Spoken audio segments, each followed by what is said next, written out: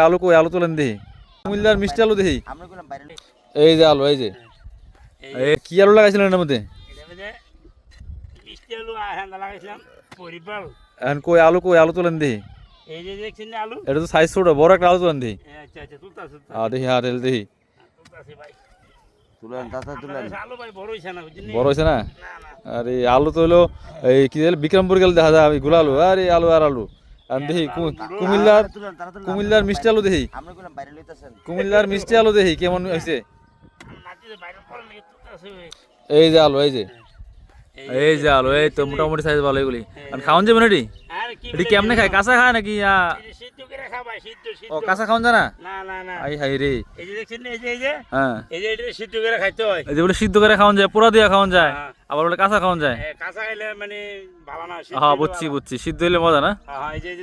এটা ঠিক আছে এটা সুন্দর মশলা সাইজটা এটা ঠিক আছে তার মানে আলু কটুক বাকি ছিল এইটুকুই না ও আচ্ছা এই যে ওরাতে লইছেন না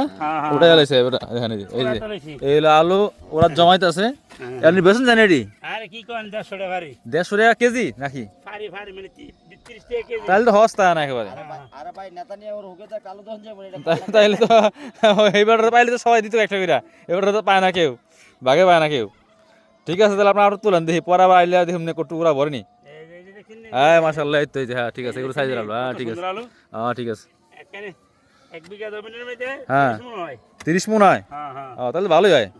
মানে আলুর ফলন ভালো দাম কম লিখেছে ফলন ভালো হয় নাকি কিন্তু ফলন তো ভালো হয় নাকি এইগুলি কি আলুর লত কাটতেছেন কি লিখে